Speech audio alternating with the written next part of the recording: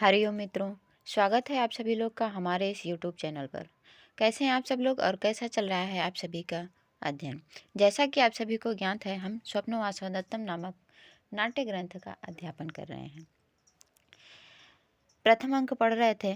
पढ़ते पढ़ते हम यहाँ तक पढ़ चुके थे कि योगंधरायण वासवदत्ता को पद्मावती के यहाँ न्यास के रूप में रख चुके हैं और वहीं पर ब्रह्मचारी भी पहुंच गया है।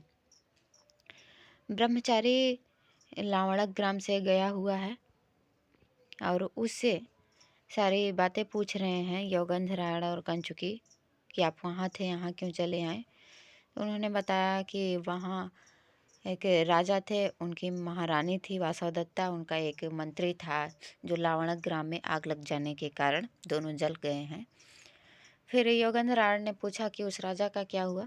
तो बोले कि वह राजा जब वापस लौटे तो उन्हें पता चला कि दोनों जल गए हैं, तो वह भी उसी में जल करके अपना प्राण देना चाहते थे। तो उनको अमात्यों के द्वारा बहुत प्रयास करके रोका गया। फिर योगेंद्र पूछते हैं उसके बाद क्या हुआ। फिर कुछ बताते हैं तो फिर कहते हैं उसके बाद क्या हुआ। तो उसे पूछने के ही क्रम में जब योगेंद्र कहते हैं उसके बाद क्या हुआ, क्या उनको संभालने के लिए कोई और नहीं था, तो ब्रह्मचारी कहते हैं वह राजा महीतल पर लोट पोट कर रो रहे थे तो उनका शरीर धूल धूसरित हो गया था। तो अचानक ही उठ करके कहते हैं, हा वासवदत्ते, हा अवंती राजपुत्री, हा प्रिय शिष्य इति किमपि च प्रलपितवान। इस प्रकार कई प्रकार से विलाप कर रहे थे और उनका विलाप इस तरह से था कि उस तरह का विलाप किसी भी चक्रवाक का भी नहीं था। नैव इदानीम तादृशा चक्रवाका, किसी अधीर चकवे का भी उस तरह का विलाप नहीं था। ना ही उस तरह का विलाप किसी विशेष स्त्री से वियुक्त किसी अन्य का था। वह स्त्री धन्य है। वह स्त्री कौन? वासवदत्ता। वह वासवदत्ता धन्य है यथा याम, जिसको यथावेति भर्ता, इस प्रकार से प्रेम करने वाला भर्ता मिला है।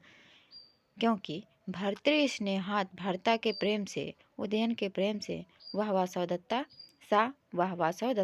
दग्धापि अदग्धा, जल करके भी नहीं जली है। योगेंद्र कहते हैं इस प्रकार अथ भो, इस प्रकार अच्छा महोदय, तम तो पर्यवस्थायितुम न कश्चित यत्नवान। फिर योगेंद्र उनको कहते हैं ब्रह्मचारी से, अच्छा महोदय ये बताइए कि उनको उनको किनको, उन उदयन को, उन राजा को फिर से पर्यवस्थापितुम, उनको आश्वासन देने के लिए, उनको संभालने के लिए क्या किसी अमात्य ने प्रयास नहीं किया, उनको संभाला नहीं। तो ब्रह्मचारी कहते हैं अस्ति, है ना, संभालने वाला है। रुम्णवान नाम अमात्यो, रुम्णवान नामक अमात्य है। रुम्णवान नाम का एक उनका मंत्री है, वह बहुत ही यत्न कर रहा है, दृढ़ प्रयत्न, बहुत ही दृढ़ प्रयत्न कर रहा है, दृढ़ प्रयत्नवान, वह दृढ़ प्रयत्नवान है। भवंतम, उनको पर्यवस्थापयितुम सा, उनको, उन राजा को आश्वासन देने के लिए, उनको संभालने के लिए बहुत प्रयास कर रहा है। क्योंकि सा ही माने क्योंकि सा वह अनाहारे तुल्या प्रत्यतरुदित श्याम वदनः शरीरे संस्कारं नृपति सम दुःखम परिवहन दिवा वा रात्रौ वा परिचरति यत्नेन नृपतिं नृपः प्राणान् सद्या त्यजति यदि तस्यामुपरमः। कहते हैं सा रुम्णवान, वह जो रुम्णवान है, नृपति सम दुखम, दूसरी लाइन में देखेंगे, नृपति सम दुखम, राजा के समान दुख को परिवहन माने वहन कर रहा है। जैसे राजा दुख में है उसी तरह से वह रुम्णवान भी दुख में है। किस प्रकार से? अनाहारे तुल्य, अनाहार में, भोजन न करने में, राजा की तो वासवदत्ता से वियोग हो गया है, वासवदत्ता मर चुकी हैं, इसलिए वो भोजन नहीं कर रही हैं। और रुमड़वान भोजन क्यों नहीं कर रहा है? क्योंकि उनके राजा भोजन नहीं कर रहे हैं, उनको कुछ भी दिया जा रहा है, चाय पी लीजिए, पानी पी लीजिए, कुछ खा लीजिए, तो राजा नहीं खाते हैं। जब राजा नहीं खाते हैं तो रुमड़वान भी कुछ नहीं खाते हैं। तो इस तरह से अनाहारे तुल्य, अनाहार में दोनों ही, अनाहार में उसे राजा के समान है। और प्रतत रुदित श्याम वदना, लगातार रोने से, राजा रो रहे हैं वासवदत्ता के वियोग में, और राजा रो रहे हैं तो रुमड़वान भी। प्रतत लगातार रुदित रोने से श्याम वदना, कुम्हलाए हुए सूखे हुए मुख वाले हो गए हैं, कुछ खा पी नहीं रहे हैं, बिना भोजन के हैं, निराहार रह रहे हैं और लगातार रो रहे हैं। इस तरह से उनका मुख सूख गया है, कुम्हला गया है। शरीरे संस्कारम, संस्कार कहते हैं जो संध्या वंदन इत्यादि, शौच करना, मंजन करना, समय समय पर भोजन करना इत्यादि जो क्रियाकलाप हैं शरीर के, तो उनको कहेंगे संस्कार। शरीर का जो संस्कार है वह भी सही समय पर नहीं हो रहा है। शरीरे संस्कारम तुल्य, राजा के समान ही यह भी शरीर संस्कार में है। जैसे राजा खा पी नहीं रहे, मंजन मुखारी नहीं कर रहे हैं, उसी तरह से रुमड़वान भी हैं। और नृपति सम दुखम परिवहन, राजा के समान ही दुख का परिवहन कर रहे हैं। दिवा व रात्र व, दिन और रात्रि, लगातार दिन में भी और रात्रि में भी, दिनों रात, परिचरत, परिचर्या में, यत्न के द्वारा, किसकी परिचर्या में? नरपतिम, राजा की परिचर्या में, राजा की परिचर्या में दिन रात लगे हुए हैं। नृपः प्राणान त्यजति, यदि यदि राजा प्राणान त्यजति, राजा अपने प्राणों को छोड़ देते हैं। मान लीजिए यदि रोते रोते भोजन नहीं कर रहे हैं, लगातार रो रहे हैं वासवदत्ता के वियोग में, इस तरह से यदि राजा अपने प्राणों को त्याग दे रहे हैं, छोड़ दे रहे हैं, तो सद्या, तुरंत ही तस्याम उपरमा, वह भी अपने प्राणों को त्याग देगा। इतना ज़्यादा दुख है उसको, उस रुमड़वान को, दिन रात राजा की सेवा में लगा हुआ है, और इतनी ज़्यादा चिंता है उनको, इतना ज़्यादा दुख है रुमड़वान को कि यदि राजा अपने प्राणों को त्याग देते हैं तो तुरंत ही उन्हीं के पीछे पीछे वह रुमड़वान भी अपने प्राणों को त्याग देगा। इस तरह से वह राजा की सेवा में लगा हुआ है। अनाहारे तुल्य, अनाहार में राजा के समान है। प्रतत रुदित श्याम वदना, लगातार रोने से कुम्हलाए हुए वदन वाले हो गए। शरीरे संस्कारम नृपति सम दुखम परिवहन, शरीर संस्कार में राजा के समान ही दुख का परिवहन कर रहे हैं। और दिन दिवा व रात्रो व, दिन रात, रातों दिन, परिचरति, परिचर्या में उपरमा लगे हुए हैं। यत्न के द्वारा नरपतिम, राजा के। और यदि नृपा प्राणान त्यजति, यदि राजा प्राणों को त्याग दे रहे हैं तो सद्या, तुरंत ही वह रुमड़वान भी अपने प्राणों को त्याग देगा। आगे देखेंगे। वासवदत्ता, वासवदत्ता अपने मन में कहती है, दृष्टया सुनिक्षिप्त इदानीम आर्यपुत्र, सौभाग्य से आर्यपुत्र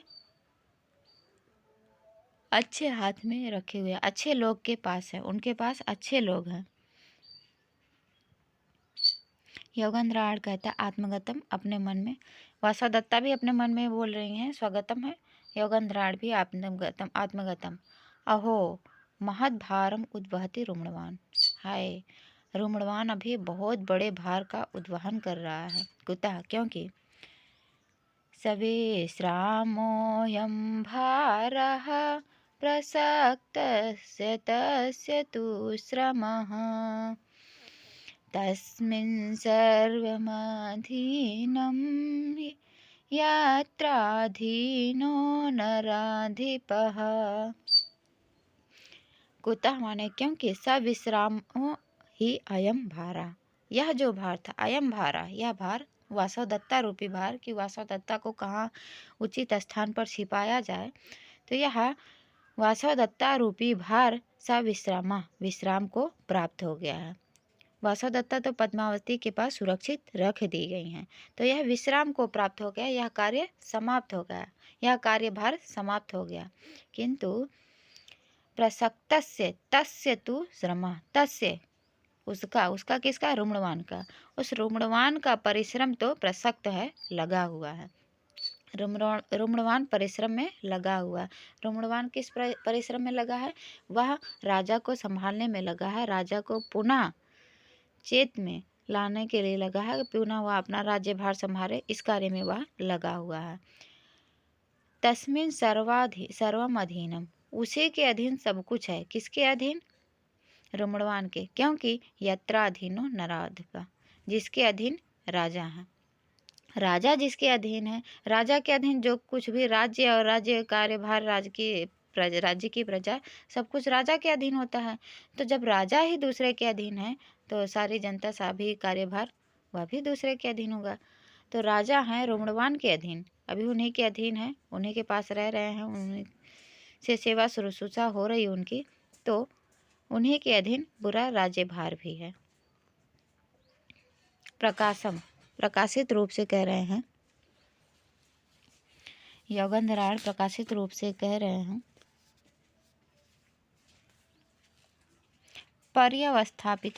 पर्यवस्थापित इदानीम सा राजा, वह राजा इस समय पुनः स्थापित हो रहे हैं। मेरा वह जो कार्य था वह सफल हुआ है।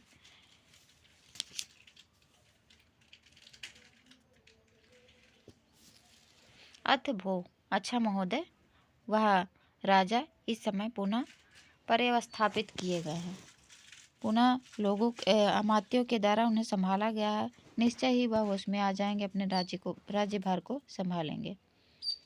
ब्रह्मचारी कहता है, तत् इदानीम न जाने, वह अब मैं नहीं जानता कि वह होश में लाए गए, वो संभाले गए कि नहीं संभाले गए, क्योंकि वहाँ जब आग लगी तो वो राजा आए थे, तो उनके वो ऐसे ऐसे थे, और इस समय जब वो चले गए हैं वहाँ से, तो उसके बाद क्या हुआ वो मैं नहीं जानता। तद इदानीम ना जाने, इस समय क्या हुआ मैं नहीं जानता, क्योंकि इह तया सा हसितम, यहाँ उसके साथ हंसता था, हंसा गया था। इह तया सा कथितम, यहाँ उसके साथ बात किया था, बतियाया था। इह तया सा पर्युषितम, यहाँ उसके साथ रहा था। इह तया सा कुपितम, यहाँ उसके साथ क्रोध किया था। किसके साथ, वासवदत्ता के साथ। और कौन कह रहा है, ब्रह्मचारी बता रहा है। कौन कह रहा था, राजा। राजा कह रहे थे कि यहाँ उसके साथ हंसा था, यहाँ उसके साथ बात किया था, यहाँ उसके साथ रहा था, यहाँ उसके साथ क्रोध किया था, इस स्थान पर उसके साथ सोया था। तो जहाँ पर है, जहाँ आग लगी थी, वहाँ सभी जगह को देख करके कहते हैं यहाँ उसके साथ बैठा था, इस जगह पर उसके साथ बात किया था, यहाँ उसके साथ हंसा था, यहाँ उसके साथ क्रोध किया था, यहाँ उसके साथ सोया था। सभी जगह को देख देख करके इत्येवं, इस प्रकार विलाप करते हुए तम राजानम, उन राजा को अमात्य द्वारा महता यत्न, महान यत्न के द्वारा, तस्मात् ग्रामात्, उस ग्राम से, गृहीत्वा अपक्रामत्, उस गांव से लेकर चले गए। उनके अमात्य उस गांव से लेकर उनको चले गए। तथा माने उसके बाद, निष्क्रांते राजनी, राजा के चले जाने पर, प्रोषित नक्षत्र चंद्रम यो, जैसे चंद्रमा और नक्षत्र के चले जाने पर, नभा अरमणीय, आकाश रमणीय हो जाता है, उसी अरमणीय आकाश की तरह समृद्ध सा ग्रामा, वह गांव भी हो गया। जैसे आकाश से चंद्र और तारे चले जाते हैं, आकाश सुंदर नहीं लगता है, उसी तरह से राजा के चले जाने पर वह गांव भी अरमणीय लगने लगा। तथा अहमपि निर्गतो अस्मि, उसके बाद मैं भी यहाँ चला आया। तापसी, जो तापसी थी वो कहती है, सा खलु गुणवान नाम राजा, वह राजा निश्चित रूप से गुणवान होगा, क्योंकि जो आगंतुक के द्वारा अपि, इस प्रकार आगंतुक के द्वारा भी अनेन एवं प्रशस्यते, इस प्रकार प्रशंसा की जा रही है। यदि आगंतुक के द्वारा इस प्रकार प्रशंसा की जा रही है, तो निश्चित रूप से वह राजा गुणवान होगा। किसका कथन है? तापसी का। यह कथन पूछा जाता है। स खलु गुणवान नाम राजा, या किसका कथन है? तापसी का कथन है। कौन सा राजा? उदयन राजा। चेटी कहती है भर्तृदारी के, अय राजकुमारी किम नु खलु अपरा स्त्री तस्य हस्तम गमिष्यति। अय राजपुत्री, क्या भला दूसरी स्त्री से उसका विवाह होगा? अपरा स्त्री, दूसरी स्त्री से, तस्य हस्तम गमिष्यति, दूसरी स्त्री उसके हाथ में जाएगी, या फिर दूसरी स्त्री के हाथ में वो जाएंगे। कौन? वो राजा। अर्थात ये कि दूसरी स्त्री से उनका विवाह होगा। पद्मावती जो राजकुमारी हैं आत्मगतम अपने मन में कहती हैं, मम हृदय नेव सह मंत्रितम। तुमने तो मेरे हृदय में जो बात चल रही थी उसको ही कह दिया। मम हृदय नेव सह आमंत्रितम, तुमने तो मेरे मन की ही बात कही है, मेरे मन ने भी यही सोचा था। ब्रह्मचारी कहता है अपृच्छामि भवन्तौ गच्छामः तावत्। अब ब्रह्मचारी कहता है कि मैं आप दोनों से अपृच्छामि पूछता हूँ, कहता हूँ, विदा मांगता हूँ, गच्छामः तावत्, तो जाते हैं।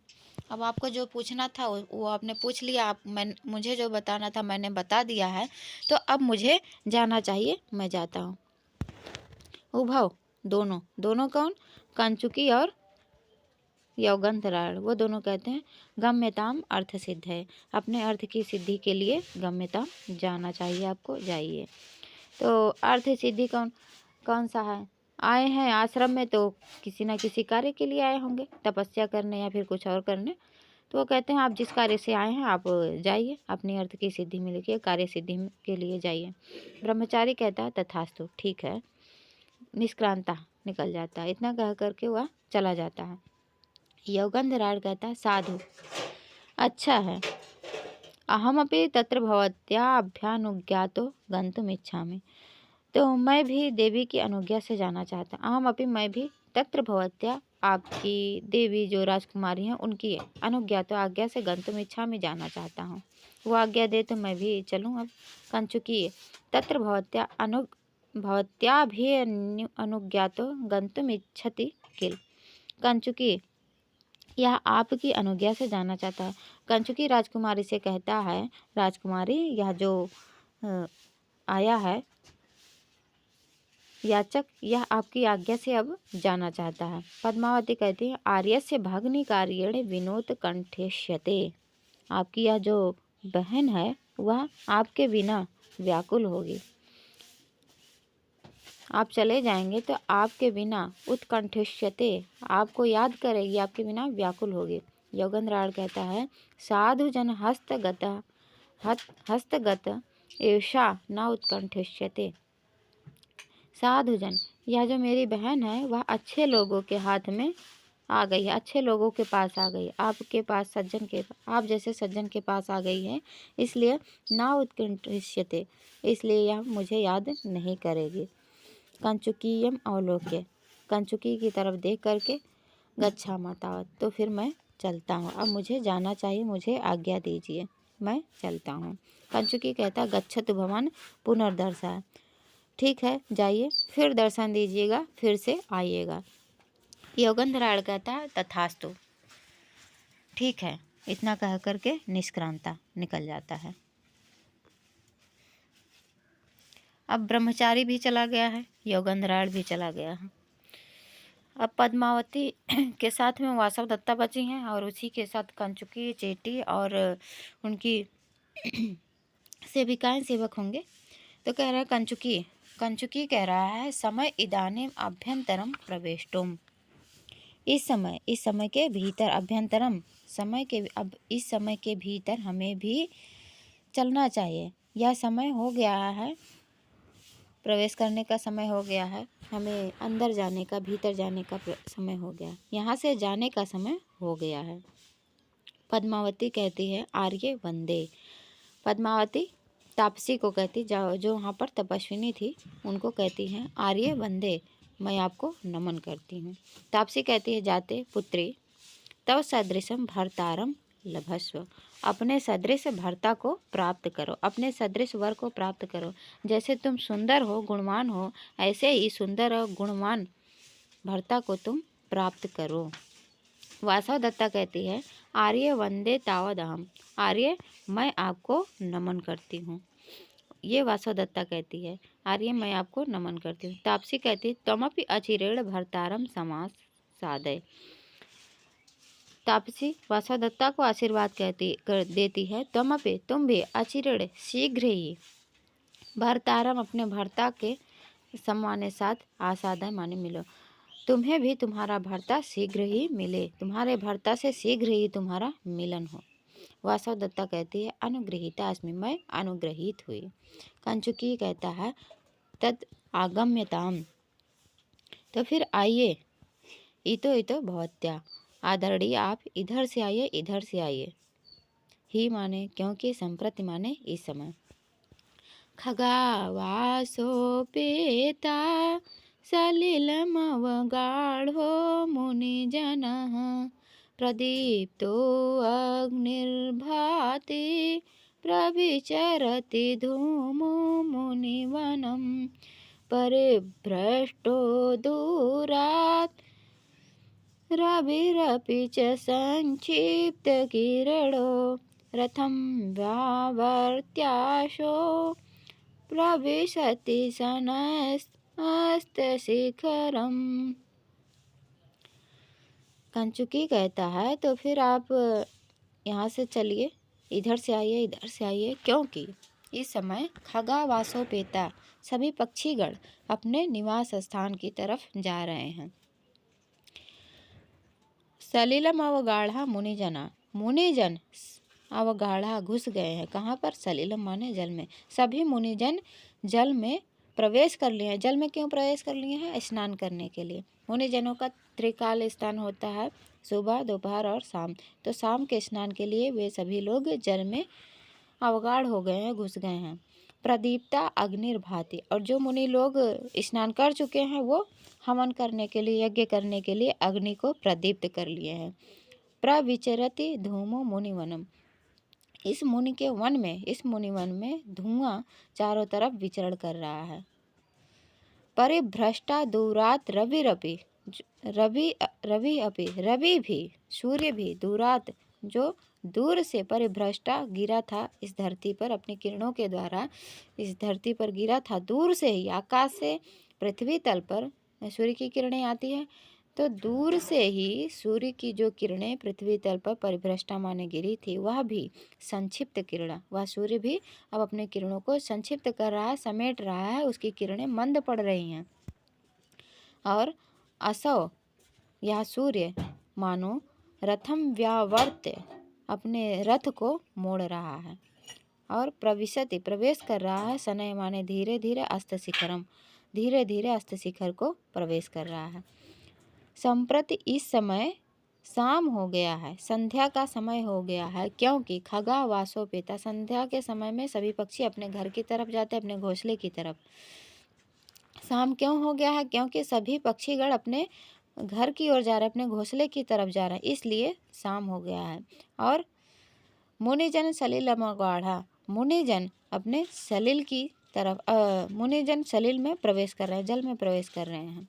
और प्रदीप्ता अग्नि भाति, अग्नि प्रदीप्त हो गई है। और मुनिवनम, इस मुनिवन में धूमा प्रविचरति, धुआं चारों तरफ विचरण कर रहा है, चारों तरफ धुआं धुआं हो रहा है। और सबसे बड़ा शाम होने का रीज़न ये है कि जो सूर्य था दूरात परिभ्रष्टा, दूर से ही अपने किरणों को इस धरती तल पर गिराया था, वह संक्षिप्त किरणों वाला हो गया है। और रथम व्यावर्त्य, मानो अपने रथ को मोड़ लिया है। और अस्त शिखरम शनैः शनैः प्रविशति, धीरे धीरे शिखराचल की ओर, अस्त शिखर की ओर, शिखराचल पर्वत की ओर, अस्ताचल पर्वत की ओर वह प्रवेश कर रहा है। इसके बाद निष्क्रांता सर्वे, सभी लोग निकल जाते हैं। इति प्रथमो अंक, यह प्रथम अंक समाप्त होता है। वीडियो देखने के लिए आप सभी का बहुत बहुत धन्यवाद। मिलते हैं अगली कक्षा में द्वितीय अंक के साथ, तब तक के लिए नमो नमः।